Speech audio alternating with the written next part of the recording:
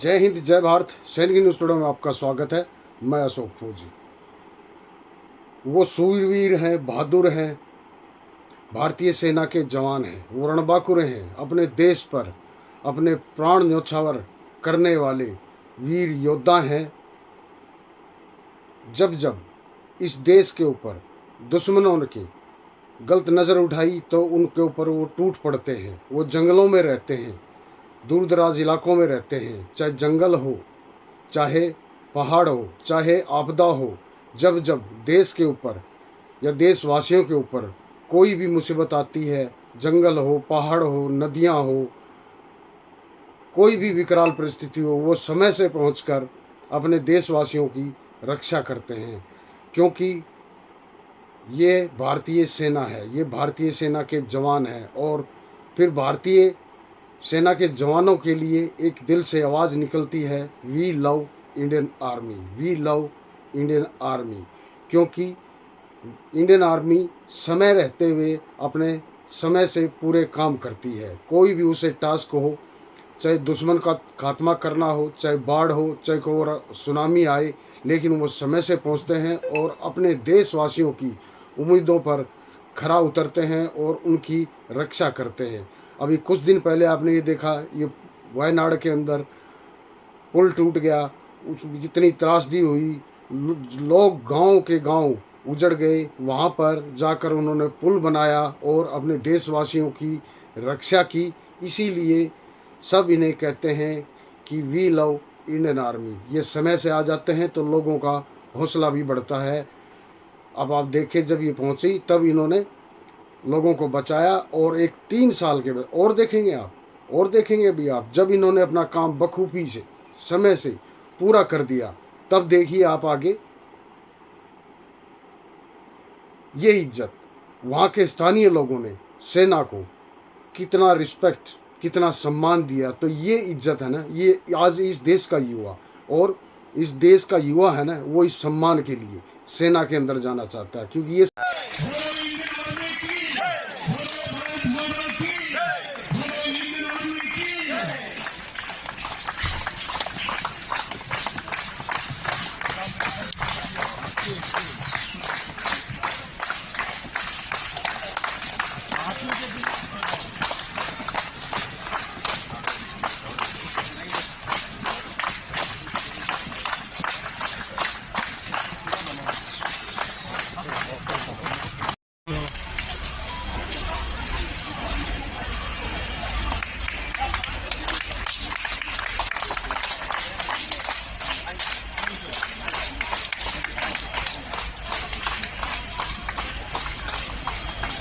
क्योंकि ये सम्मान कमाया जाता है। और सम्मान कब मिलता है? जब इंसान समय रहते काम करता। मैं समय की बात क्यों कर रहा हूँ, मैं अभी आपको दूसरी तरफ ले जाऊँगा।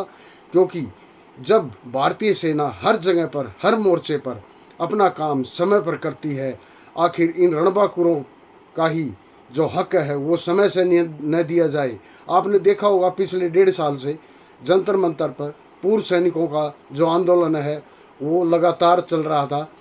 आरोपी 3 को लेकर सभी जगह जो है ज्ञापन दिए गए, लेकिन उसके बावजूद भी सरकार ने 2019 में जो आरोपी मिली थी वो 23 में दी। यानी समय से, बात समय की है कि काम अगर समय पर ना हो तो क्या से क्या हो सकता है।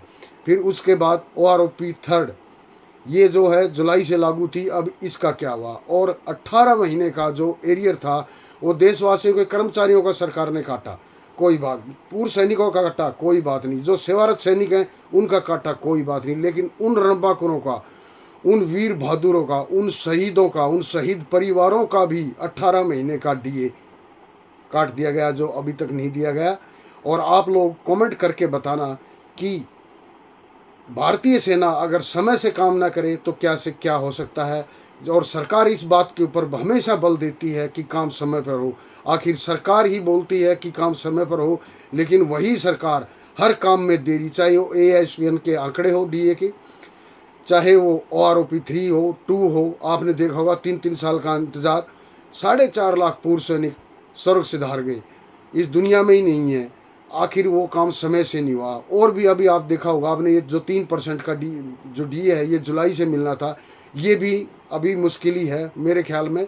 सितंबर में ये आएगा कि भी नहीं, कब आएगा इसका कोई नहीं पता, लेकिन समय का बड़ा महत्व है। आपने देखा कितनी तालियां बज रही हैं भारतीय सेना के लिए। क्यों? क्योंकि सेना हमेशा 140 करोड़ देशवासियों की उम्मीदों पर, आशाओं पर खरा उतरती है। हर जगह, हर समय कोई चुनौती हो उसको हमेशा से निपटा देती है समय से। तब ये रिस्पेक्ट और ये तालियां ये मिल रही हैं। लेकिन इनको समय से क्या मिलता है? ये बिल्कुल कुछ नहीं बोलते हैं। इनका हक, जो इनका हक है, मांग तो बहुत बड़ी चीज़ है, जो इनका हक है वही नहीं दिया जा रहा।